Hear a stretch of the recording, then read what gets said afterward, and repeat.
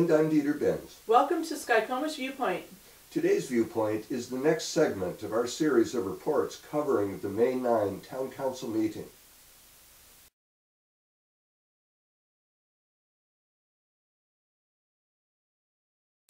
Next was the latest ad nauseum discussion of animal control policy, which has been going on for at least the 11 years I've been around. Next exciting topic is animal control policy.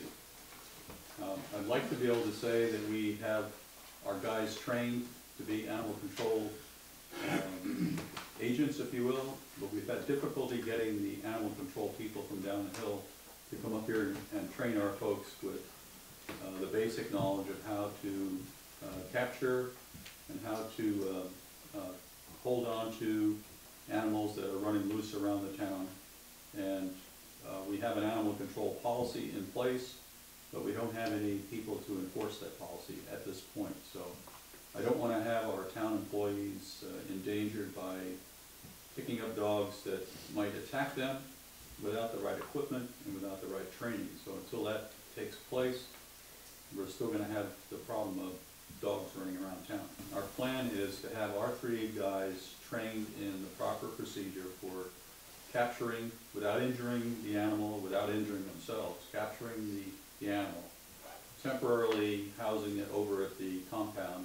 We already bought a large transport type cage.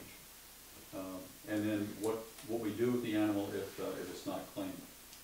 And that would mean being brought to some, I don't know what you call them. You used to call them shelters, but the shelters, I guess, are not funded now, so I'm not sure exactly what's going to take place. Well, according to the mayor, a pit bull continues to run around town threatening life and limb, while the mayor talks about the need to get our gold-plated town crew trained up to safely capture and contain such beasts. We have one particular situation that I have nightmares about. We have a pit bull running around town frequently. It's been seen all over the place. The owner just refuses to take care of the dog. And something's got to be done about that dog before the dog hurts somebody. Like I said, I wish I could say that they're all trained, they have the equipment, and everything's good to go, but it's not the case. It was really getting pathetic until councilmember Janasz citing the pit bull's owner under current town ordinance. The issue on the day with this pit bull running around, we can't, our ordinance is still enforceable. Have you Release you? So why can't we have Jorgensen issue a citation? It's an infraction. If the dog's running around loose and we've got witnesses, it's just like anything else. Let's cite the owner. Start that way it get his attention. Or hers. What a concept. Thank God for a little bit of common sense. Clint Stanovsky now updates on sewer system and former Maloney Creek projects, stating that a change order from the previous month did not include sales tax. First of all, the action item that I mentioned before when we looked at the agenda. Last month, as it shows in your minutes, you approved a change order for Strider Construction for work on Phase 3A, the sewer collection system. And the total value of the change order that you approved on my recommendation was $19,150. My one error there was I didn't realize that did not include sales tax. So this 8.6% sales tax on the $19,150 works out to $1,646.90. Is this what $10,000 a month buys us? Clint's lengthy and convoluted presentation brings us to the $64,000 question.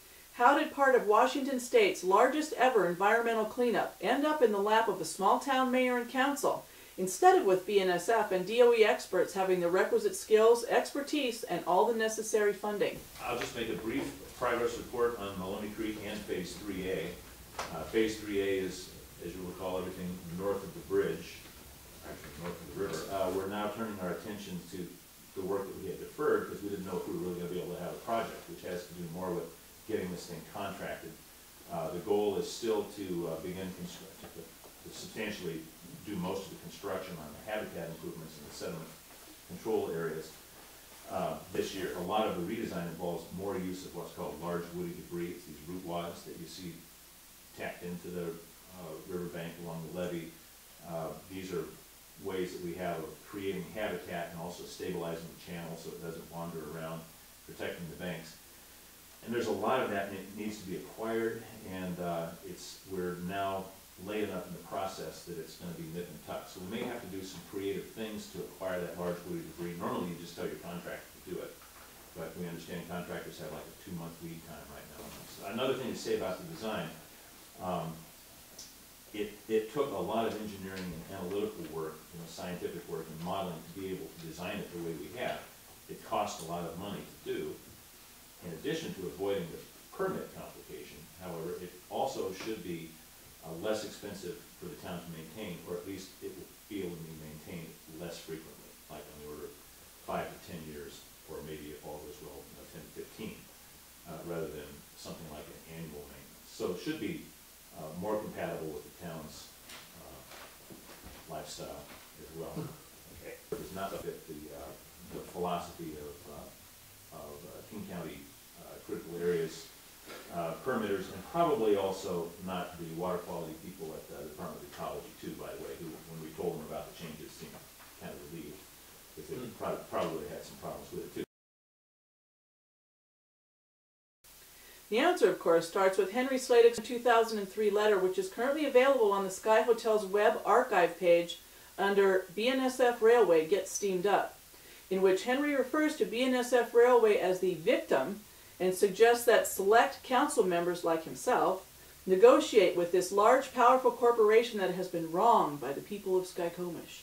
Years later, after numerous closed-door meetings with BNSF and Ecology, the results are becoming clear. Our select negotiators were so skilled that they got our town stuck with cleanup and restoration costs instead of BNSF and DOE in exchange for some worthless town center snake oil razzmatazz. Why are our mayor and council struggling to understand Clint Stanovsky's magic mojo as they try to get their brains around the financially perilous Former Maloney Creek East upland project? Are there any more questions on that? So that project was basically sort of redesigned to be not as extensive of a sediment trap. Is it not a sediment trap? Is it called something else? So the redesign, what it essentially did is extended from one short little area to the whole. It spread, well, not the whole stretch, but it spread the impact out. Why would we even be attempting to learn the intricacies of permitting of a wetland to an upland instead of letting DOE and BNSF experts have at it? So, what we don't have is a sediment trap. What we have is what we call a natural deposition zone. So, rather than being about 1/10 of a mile, we've got about 4 or 5/10 of a mile, and that this sediment can accumulate. It's going to look a lot more like a braided channel. So there's a main channel with a couple of side channels. There's some forested islands in between that are supposed to sort of be there to withstand high flow conditions. And the flow is carefully designed based on the modeling we've done on the sediment, so that when the flows are right, the water goes the right direction and drops the rocks. So we might be able to go in the neighborhood of 5 to 10 years before we have to go in and clean it out. Also, what we have to clean out for the most part would not be in the main channel of the creek, but would be in these side benches. So that means that we don't have to have, it's easier, it means you don't have to have a biologist out there shocking fish and putting them in a bucket and all that kind of stuff. So, With BNSF and DOE monies being showered upon the town, certainly there should be plenty left over to build Sky's latest version of the vision when all was said and done, don't you think? Unfortunately, the town is already way over budget, and remaining monies are being rapidly depleted with permitting, engineering, and consulting fees before construction even begins. Or I got a quick one because we need. Real quick. Mike, I think most people are saying we're 40% over budget and we're still in design permit. 40% over budget, 400,000, we're at 600,000 now. Clint, are we going to keep going 40% over budget? If that's the case, we have to look at getting another $400,000 to build the project.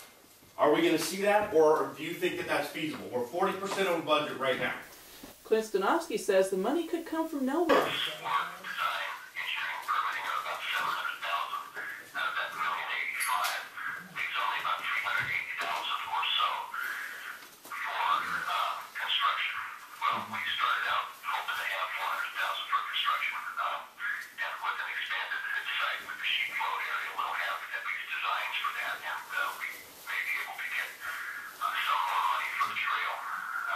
Which will add to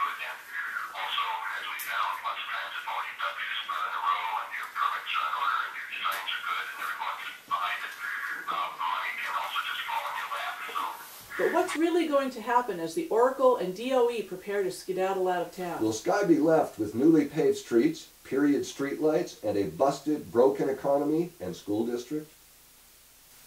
Thanks for taking your valuable time. Bye for now from Kate and Dieter.